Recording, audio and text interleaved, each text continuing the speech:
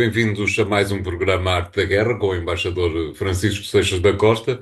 Desta vez, embaixador, poderíamos com certeza fazer um programa com umas 3 horas, porque desde o passado fim de semana, com a realização da Conferência de Segurança de Munique, que o mundo entrou em ebulição desde logo, ou talvez uns dias antes, com a história de que já falámos, aliás, da Conferência de Paris sobre inteligência artificial. Depois disso, Munique teve mais uma vez um vice-presidente dos Estados Unidos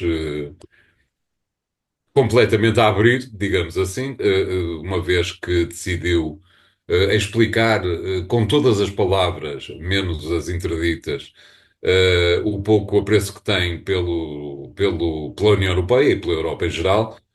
E depois as duas conferências, uma delas a realizar-se nesta altura em que estamos a gravar o programa, as duas conferências de emergência em Paris. Como é que viu toda esta salgalhada, vou usar este termo, embaixador? Uh, não é muito comum começar por citar Lenin, mas não sou eu. É o presidente da Finlândia, que não é suposto, digamos, ser um grande amigo de Lenin. Os finlandeses, normalmente, em relação ao vizinho de leste, não têm este grande apreço. Mas Alexander Stubb, que coincide por acaso ser um amigo meu, que está há muitos anos e que é hoje atual presidente da Finlândia, foi buscar a Lenin nesta frase magnífica. Há décadas em que nada acontece. E há semanas em que acontecem décadas. Ora bem, o que se está a passar nos últimos tempos, depois da eleição de Trump, de certa maneira, dá razão a Lenin. por, todos, por esta conjuntura nova em que houve uma aceleração clara da história, não sabemos por quanto tempo e com que efeitos, etc., mas está tudo, digamos, em ebulição. E essa essencial ebulição tem a ver com a nova posição americana e, em particular, com os efeitos internacionais dessa nova posição americana. Nós várias vezes aqui falamos, quando falamos da eleição de Trump, que Trump é presidente dos Estados Unidos e é essencialmente para a vida política interna americana que a eleição é importante. E mais do que isso, os Estados Unidos, ao votarem, não votam muito na política externa.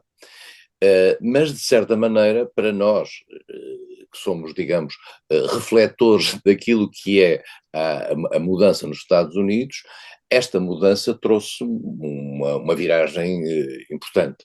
E essa primeira viragem teve efeitos logo na chamada Conferência de Segurança de Munique, que é uma conferência que todos os anos se realiza, há muitos anos se realiza em Munique, que traz vários stakeholders, vários intervenientes da área de segurança, trouxe a Rússia no passado, mais do que isso, é nessa conferência, em 2007, que Vladimir Putin tem um discurso que, de certa maneira, alertou os ocidentais relativamente à sua mudança de percurso. Eu diria que foi o momento em que Putin preferiu não ser respeitado ou não ser considerado e, de certa maneira, ser, digamos, Unido. terem medo dele. Bom, este discurso é em 2007. Em 2008 dá-se a crise da Geórgia, em que a leitura dos factos não é unívoca, mas de certa maneira a Rússia intervém depois de uma ação feita pelo presidente, ou designada pelo presidente da Geórgia, Saakashvili, sobre as duas regiões da Geórgia que estavam tomadas por forças pró-russas, a Ossétia do Sul e a Abcásia, e isso deu uma entrada dos russos na Geórgia e uma mudança de situação acalmada pela União Europeia, na altura chefiada porque o Tratado de Lisboa ainda não estava em vigor, chefiada por Sarkozy.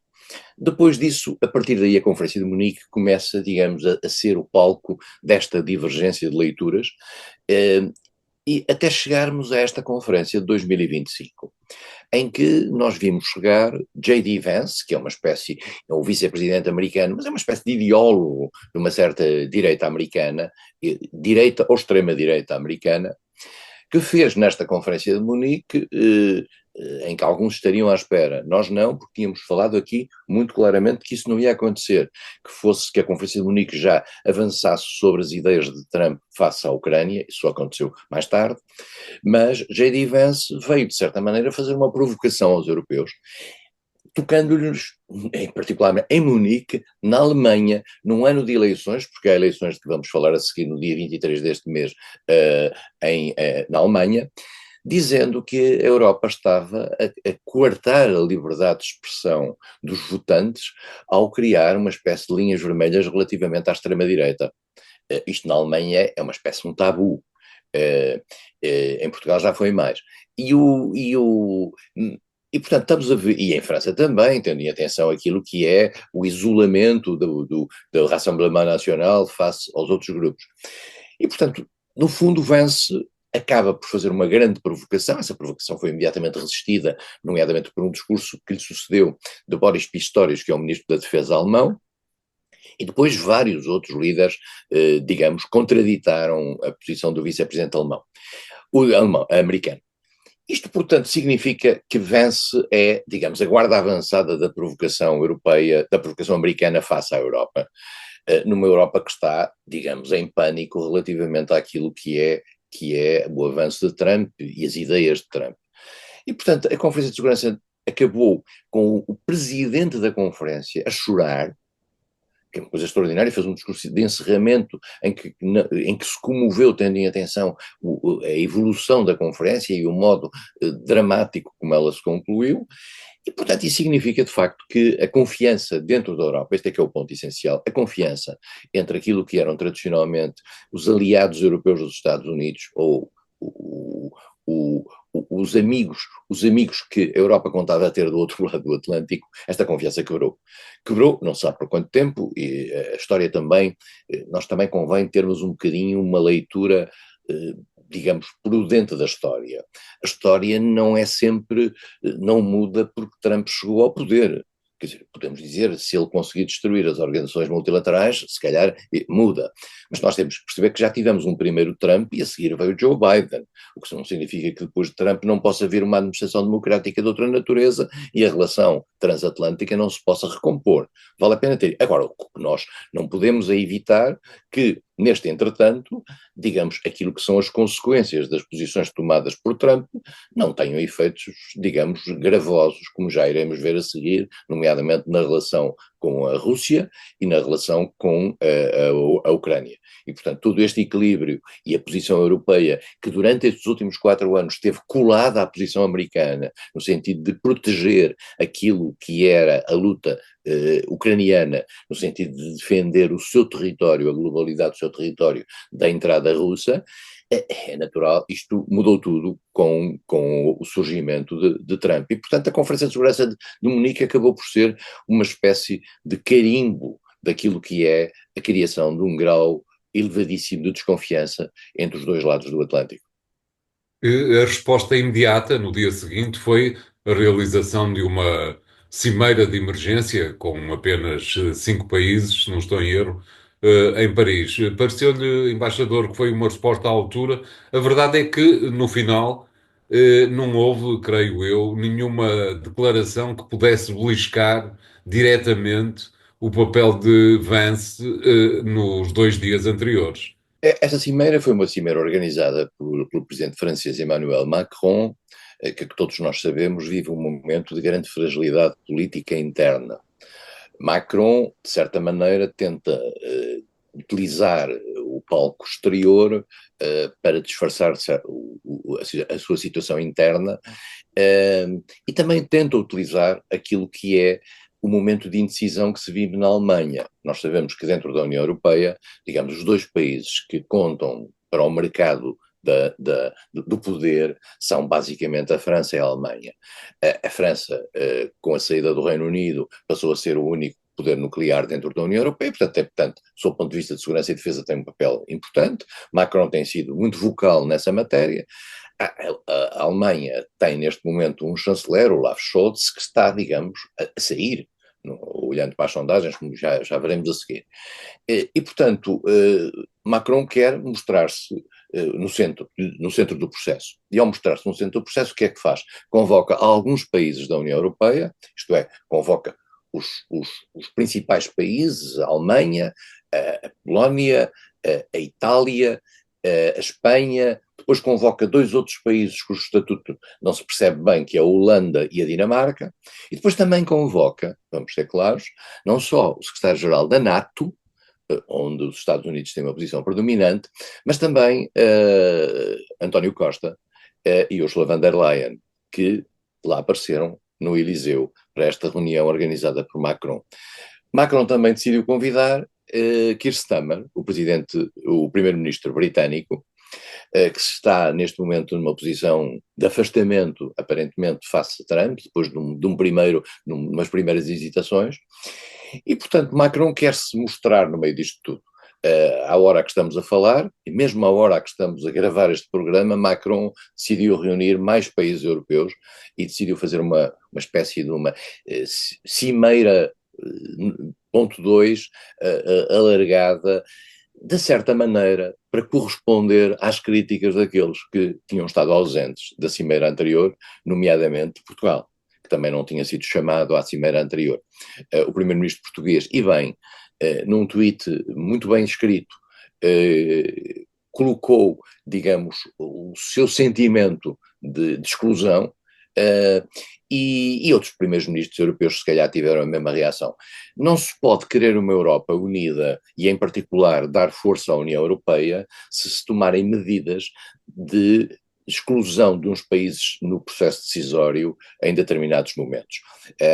Eu percebo a lógica de Macron de querer juntar forças e juntar as forças que contam, mas a União Europeia é um clube de muitos países e é preciso que esses países estejam sentados à mesa, independentemente da sua voz e do seu peso efetivo depois no plano material, nomeadamente em matéria de defesa e segurança, não ser equivalente aos outros.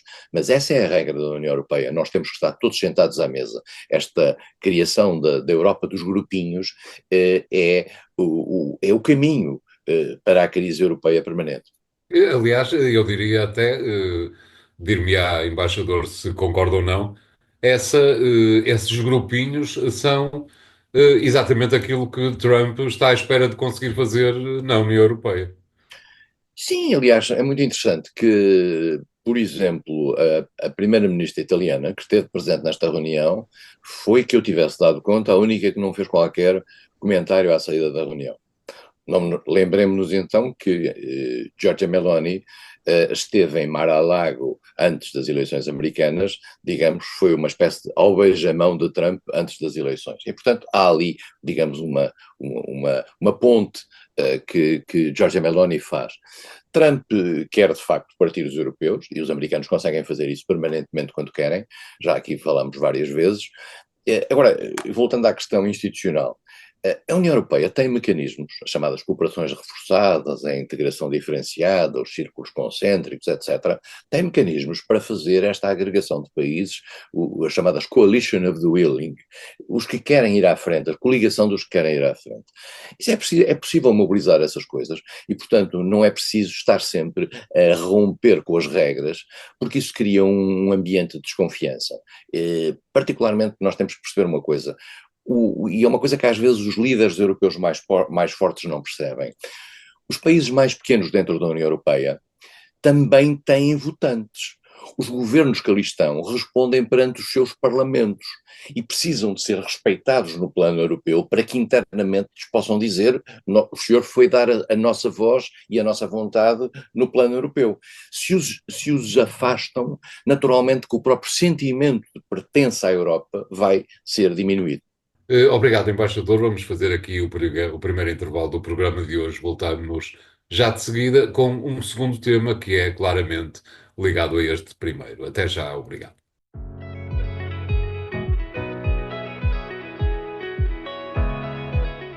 Bem-vindos à segunda parte de A Arte da Guerra. Desta vez, embaixador, para lhe pedir que comente exatamente um tema que tem tudo a ver com este, que é o tema da reunião entre os russos e norte-americanos em Riad, na Arábia Saudita. Foi muito conversada esta reunião, eh, com episódios que um pouco caricatos, diria eu, como por exemplo o facto de Vladimir Zelensky ter viagem marcada exatamente para a Arábia Saudita no dia seguinte a esta reunião, que acabou por ser desmarcada, talvez que não houvesse nenhuma confusão sobre a confusão estabeleceu-se, como é evidente. Muita gente pensou que Zelensky estava de viagem marcada para a Arábia Saudita porque, de algum modo, achava que no final da reunião entre russos e norte-americanos poderia vir a ser chamado a comparecer. Não foi nada disso que aconteceu.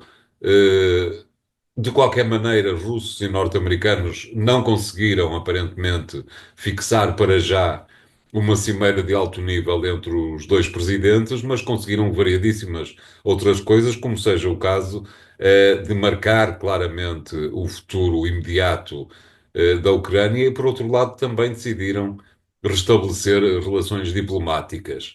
Como é que viu esta reunião na capital da Arábia Saudita, embaixador? Esta reunião vem na sequência de vários contactos anteriores e que têm que ser, digamos, ligados entre si. O primeiro é a conversa telefónica, que durou cerca de uma hora e tal, entre Putin e Trump. Essa conversa telefónica, que foi interpretada pelos dois lados de forma extremamente positiva, relativamente ao modo cordial como as coisas se passaram, e na leitura que dela foi feita, essa leitura, essa conversa telefónica, seguiu-se depois uma outra conversa entre Marco Rubio, o ministro dos Negócios Estrangeiros, o secretário de Estado americano, e o seu homólogo russo, Lavrov, que também correu muito bem e de acordo com as perspectivas de um lado e do outro, mais até neste caso do lado russo, há um texto russo que é, digamos, estranho, porque faz uma leitura em que da qual se pode depreender que na conversa teriam sido feitas críticas à administração americana cessante, o que é, sob o ponto de vista diplomático, digamos, um pouco estranho, porque apesar de tudo há uma continuidade do Estado que no plano internacional costuma ser salvaguardada, mas dito isto, essa conversa foi importante. Depois convém também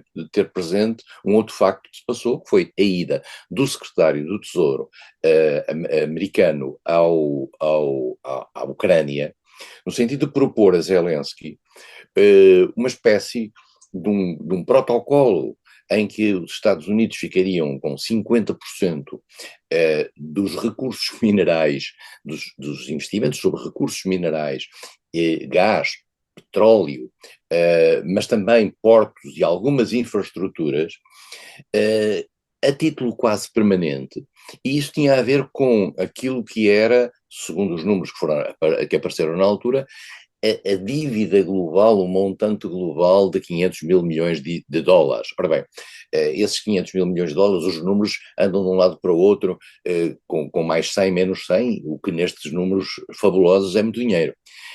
Aparentemente os números oficiais americanos apontam para valores mais baixos do que aquilo que os Estados Unidos terão concedido à Ucrânia, estamos a falar de 175 mil milhões, dos quais 70 milhões teriam ficado nas empresas americanas, nas indústrias de armamento americanas. Zelensky, Trump diz que não, tem outros números, tem os números muito mais elevados. Aparentemente Zelensky, a quem este acordo terá sido mostrado minutos antes da reunião, o que é uma coisa extraordinária sob o ponto de vista de relacionamento internacional, terá recusado. E terá recusado porquê?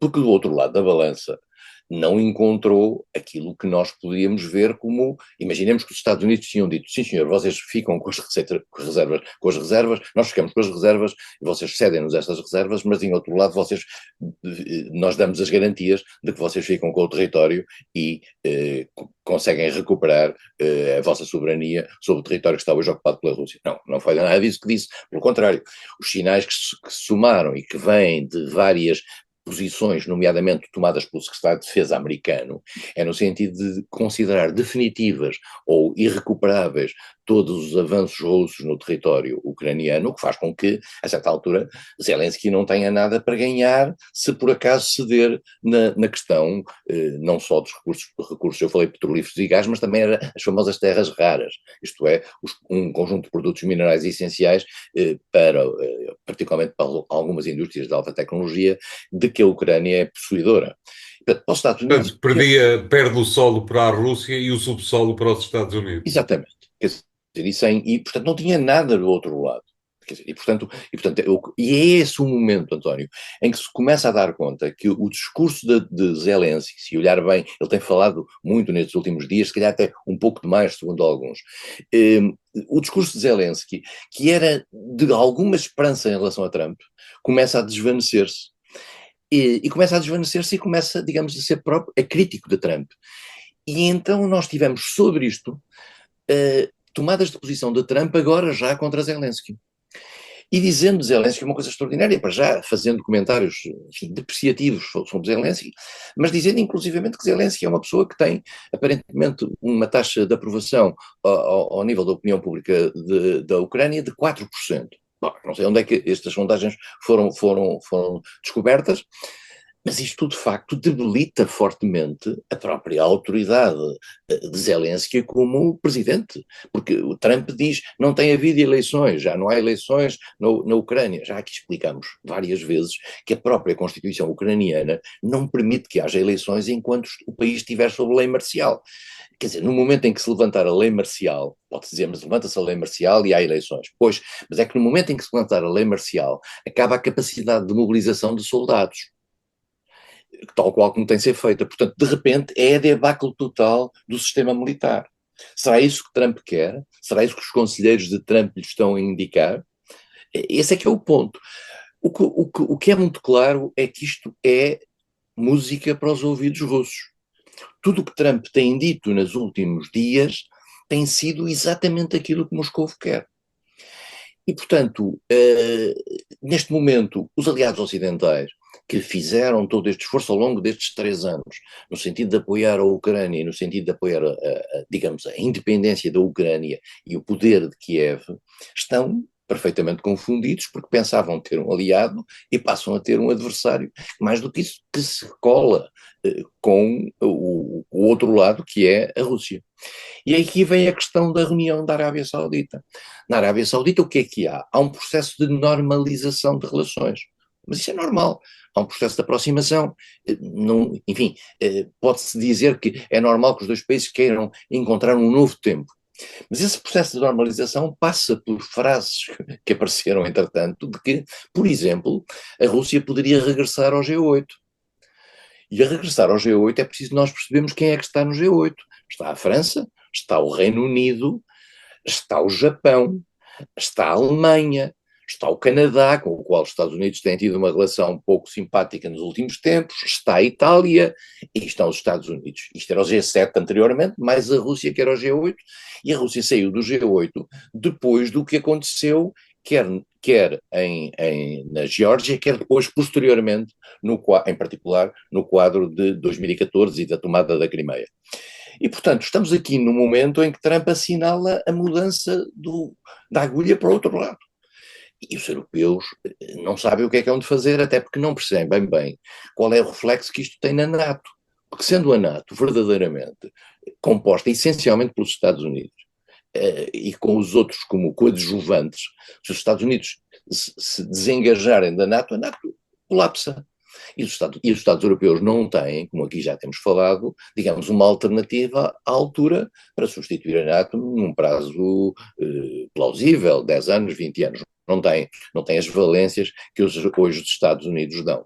E, portanto, este é um momento muito complicado. Vamos ver em que medida é que os próximos dias digerem, digamos, em termos concretos, por exemplo, o que se passou na reunião da Arábia Saudita, que é feita, é curioso, do lado americano, a reunião da Arábia Saudita é feita por personalidades que não têm experiência internacional, da parte americana. É curioso, não tem experiência internacional, enquanto que a parte russa, dirigida por Lavrov, é feita por velhas raposas da política internacional. Marco Rubio, que aliás durante muito tempo era muito favorável à Ucrânia, e era muito favorável à defesa da Ucrânia, e que agora deu um grande salto, e está do outro lado, vai acompanhado pelo secretário, pelo Conselheiro Nacional de Segurança de Trump, que é um homem com escassa experiência no plano internacional, vai aconselhado por um outro especialista, mas que também não tem experiência direta nas negociações com os russos. E agora, isto vai ter tudo que ser decantado em, digamos, acordos mais técnicos, e vamos ver como é que isto funciona. E nós vamos assistir a isto em direto, porque vamos ter todos os dias Trump a falar da Sala Oval e a dizer o que lhe vier à cabeça, porque ele já percebeu uma coisa que é muito importante, e a extrema-direita nos Estados Unidos e em Portugal também já percebeu isso, é que tem que estar na imprensa todos os dias, tem que estar na comunicação social todos os dias, pelo bem ou pelo mal. Voltamos a Lenin, embaixador, do ponto de vista da Europa, que fazer? Pois, o António cita uma obra famosa de Lenin, que fazer Era eu uma acho que cópia, o título era uma cópia de uma obra anterior. exatamente. Eu só tenho a versão francesa, que é o Que Faire, que era uma coisa que nós comprávamos nas edições sociais em França. E a, e a, mas eu já dei isso à Biblioteca de Vila Real, porque eu dei todo o meu Lenin à Biblioteca de Vila Real, e o meu Marx também. E, portanto, já só tenho as memórias. Não, mas de facto, neste momento, o que é que fazer? E o que fazer, em primeiro lugar, é tentar ter posições comuns. Eu acho que é absolutamente fundamental. E estas reuniões têm um grande defeito, António, que é o seguinte: as reuniões internacionais importantes preparam-se com cuidado. Estas não há tempo para isto. Quer dizer, porque normalmente quando se vê aquelas reuniões bilaterais, os dois presidentes encontram-se e acordam nisto, aquilo, aquilo outro, o que vão assinar já está trabalhado à partida. Ora bem, estas reuniões de Paris trazem cá para fora as divisões. E, portanto, falou-se a certa altura sobre a possibilidade de irem tropas europeias para a Ucrânia. Lavrov, já depois disso, disse o seguinte: nós não consideramos possível que tropas de países NATO estejam na Ucrânia, dentro da Ucrânia, porque isso configuraria, digamos, uma falta de neutralidade, porque a ideia que existe é que a Ucrânia, é da proposta, aliás, claramente da boca de Trump, é que a Ucrânia não entre para a NATO, fique um país neutral e sejam dadas ao poder em Kiev algumas garantias de segurança, e Trump não quer que essas garantias de segurança sejam dadas pelos Estados Unidos, mas querem que sejam dadas pela Europa. Mas como dar essas garantias de segurança? Porque uma coisa, isto é um ponto importante, uma coisa é, perante um armistício, fazer uma separação de forças e criar, digamos, tropas que ali fiquem a gerir e a fiscalizar esse mesmo armistício. Outra coisa são as garantias de segurança. E as garantias de segurança, o que é? É que, por exemplo, perante uma investida russa inesperada, tem que haver quem diga de cá o que é que vai fazer. Ora bem, será que os países europeus estão disponíveis para se juntarem? E como é que se vão? Vão para as fronteiras ao lado ou vão para dentro da Ucrânia? A Rússia já disse que não aceita isso, num quadro de acordo. Portanto, os europeus estão um pouco aflitos em relação a isso, mas também estão muito divididos sobre a possibilidade de ter tropas dentro da Ucrânia. E mesmo países tão, digamos, anti-russos, como é o caso da Polónia, dizem abertamente que não estão disponíveis para pôr tropas lá.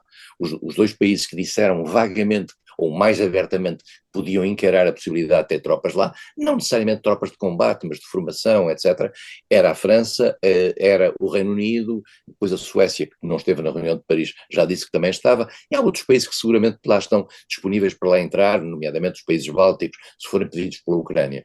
Mas isso também significaria um ponto importante, que é a preservação do poder em Kiev, com o Zelensky ou sem Zelensky, seja lá com quem for, mas a preservação do poder aqui é. Porque este é um ponto que eu acho absolutamente fundamental. A Rússia, nós não temos muito tempo para isto, mas a Rússia em 2022, precisamente há 3 anos, a ideia dela era tornar a Ucrânia uma Bielorrússia. Isto era tomar Kiev. Isso foi muito claro, até o dispositivo de forças era muito claro, mas não conseguiu fazer. E ao não conseguir fazer, a Rússia começa a criar planos B. E o plano B é ficar com o Donbass. Aliás, é dito isso a certa altura por parte de Putin. É ficar com o Donbass e, se calhar, as zonas mais ao sul, Zaporizhia e Kherson. E, portanto, a luta neste momento da Rússia era para garantir a zona mais russófila dentro da Ucrânia. Mas isso significa o quê? Significa que o poder em Kiev se mantém, pode-se manter fora da NATO. E aí a Kiev teria que ficar neutral. Mas depois também é preciso dar garantias a Kiev sobre se acaso a Rússia não cumprir a sua parte do acordo, o que é que acontece? É que Kiev tem uma experiência trágica. A Ucrânia tem uma experiência trágica. É que quando perdeu as armas nucleares, num acordo feito, chamado Acordo de Bucareste, nesse acordo de Bucareste ficou claro, e esse acordo de Bucareste é subscrito pelos Estados Unidos, pela Rússia, pela Ucrânia, pelo Cazaquistão, pela Bielorrússia e pelo Reino Unido, creio eu, esse acordo dava uma certa de garantias à Ucrânia no caso de ser atacada pela Rússia. Ora bem, viu-se onde estas garantias foram parar agora. O que provavelmente, para uma resposta rápida, embaixador, já passámos muito o nosso tempo, o que provavelmente poderá acontecer é que a Ucrânia não entre na NATO, mas fique como que disponível para poder acionar o artigo 5º. Não, é difícil, porque o artigo 5º, António, o artigo 5º chama-se É a Washington. essência, claro, e é a essência da NATO, Se Washington não estiver preza por. disponível para isso, pode haver o artigo 5º qualquer do mundo. E o artigo 5º não é tão, o artigo 5º, curiosamente, não é tão imperativo, como já aqui falámos há tempos, não é tão imperativo como isso. Significa dar ajuda perante um ataque, uma ajuda dada por todos, mas hoje nós temos a certeza que dentro da União Europeia, dentro da NATO, não há vontade de todos para uma retaliação da natureza militar. E mais do que isso, a retaliação da natureza militar que a Rússia teme não é propriamente dos países europeus, é dos Estados Unidos. Ora, se os Pois Estados claro. Unidos são os primeiros a porem-se fora disso, e mais do que isso, os Estados Unidos disseram muito claramente que as tropas de países NATO que eventualmente venham a ir para a Ucrânia, que possam ir para a Ucrânia, no sentido de dar garantias à Ucrânia de defesa em caso de ataque russo, não poderão invocar o artigo 5º da NATO. O que significa, portanto, que o artigo 5º desaparece, porque nestas coisas, isto é como os contratos de seguros, o small print é que é o mais importante, o que está lá letra em letra pequenina. Ora, os Estados Unidos, ao desaparecerem do fim disto, todo o aspecto psicológico do artigo 5º desvanece. Obrigado, embaixador. Vamos fazer aqui o segundo intervalo do programa de hoje. Voltamos já de seguida com o terceiro tema, evidentemente, o das eleições na Alemanha. Até lá, obrigado.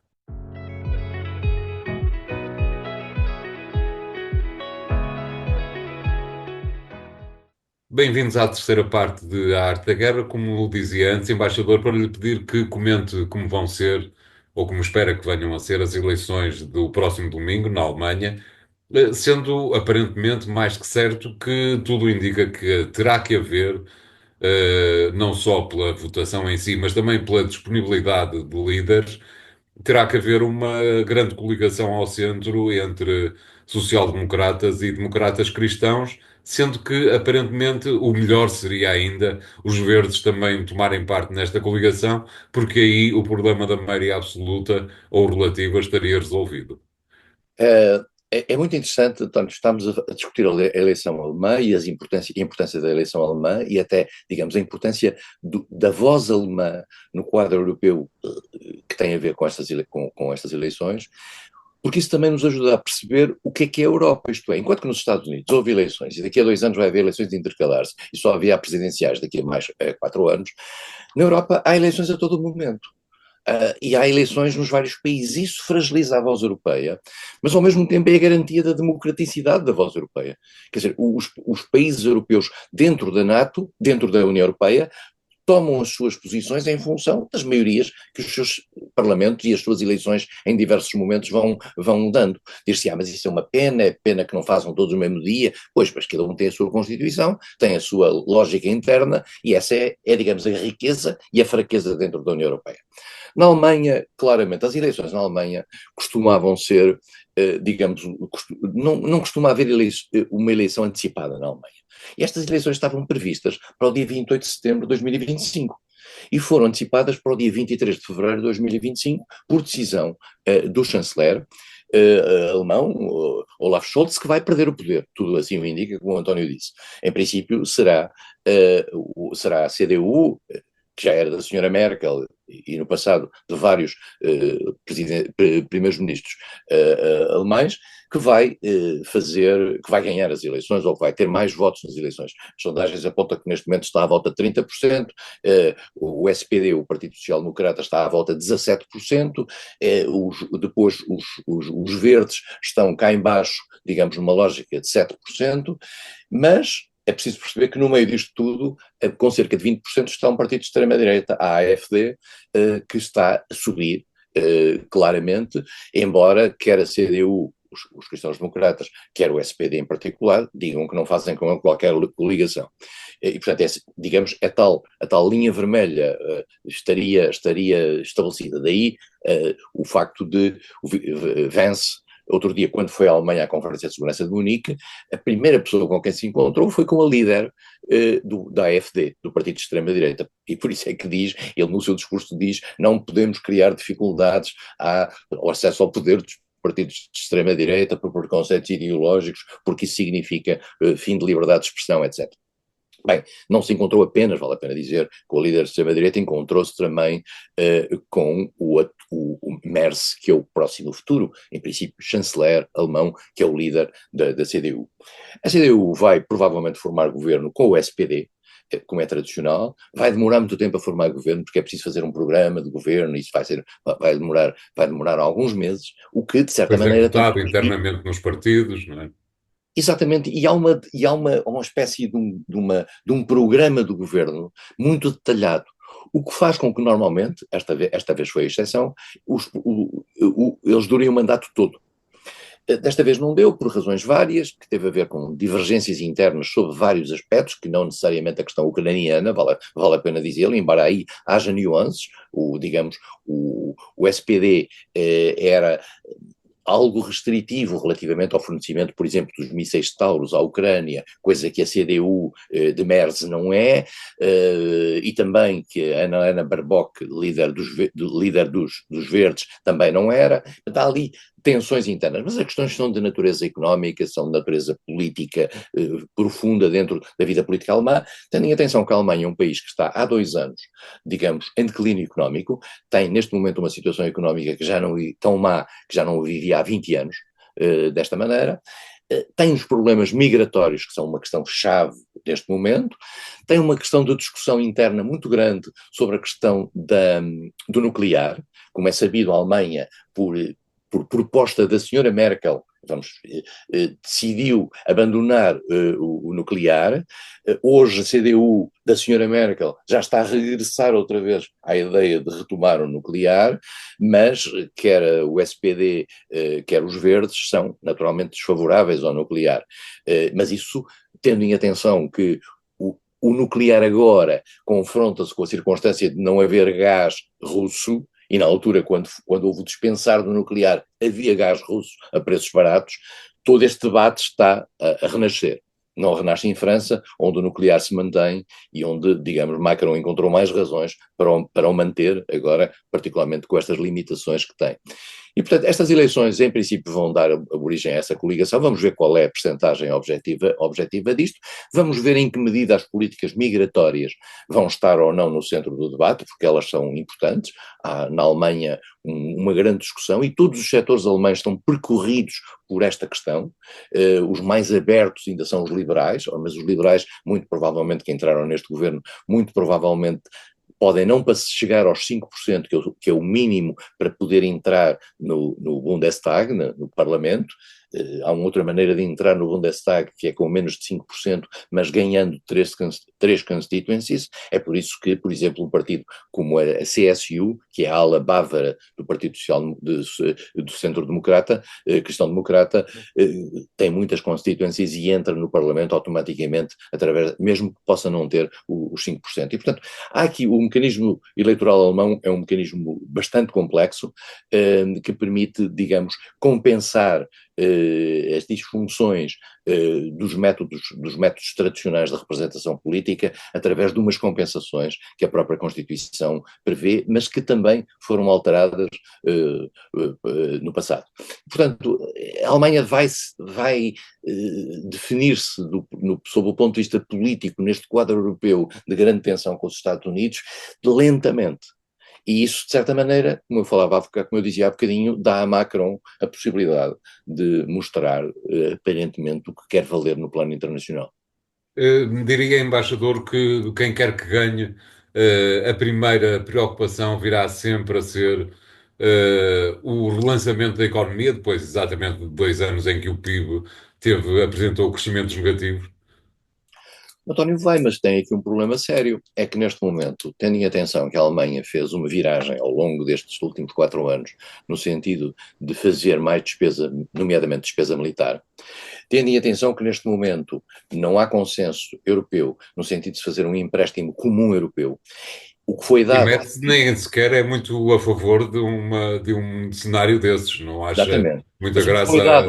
o que foi dado aos países foi a liberdade, dada pelo Banco Central Europeu e pela Comissão Europeia, a liberdade de poder, digamos, fazer dívida que não conta para o Pacto de Estabilidade e Crescimento só para as questões de defesa.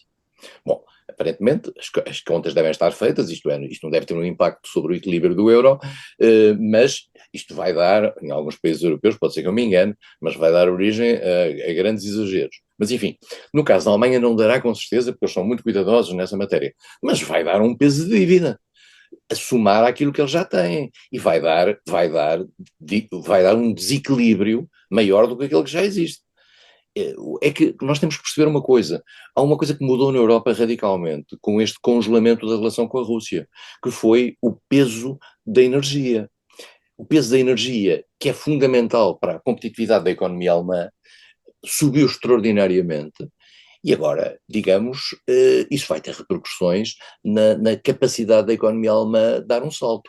E agora perguntamos-nos, e como é que isto vai ser nas relações com os Estados Unidos, nas relações económicas com os Estados Unidos, nas vantagens que tem? E será que a Alemanha vai conseguir manter aquilo que tem no seu relacionamento com a China? Que é um mercado importantíssimo para a Alemanha, ou será que vai haver uma tensão com a China? Como é que é? Como é que vamos funcionar? Como é que isto vai? Será que a China vai outra vez recuperar digamos, a boa vontade dentro da Europa? Vale a pena acabar esta conversa dizendo o seguinte: outro dia, quando nós vimos a Europa muito preocupada por não ter um lugar à mesa na conversa entre os americanos e os russos, na questão da Ucrânia, a China faz um comunicado a dizer que achava que a Europa deveria ter um lugar à mesa nesta conversa. O que é espantoso, mas ao mesmo tempo significa que a China está a passar as mãos pelas costas da Europa. E, portanto, na tentativa de ganhar alguma coisa desta tensão que é entre a Europa e os Estados Unidos. Claro, é um assunto que iremos com certeza acompanhar, esse da China, da relação entre a China e a Europa, e entre a Europa e os Estados Unidos, mas para a semana está fixado o primeiro dos temas, que é exatamente o da eleição na Alemanha. Obrigado, embaixador. Continuem a ver o programa Arte da Guerra nos sites do Jornal Económico e para para a próxima semana cá estaremos com novos temas. Obrigado, até lá.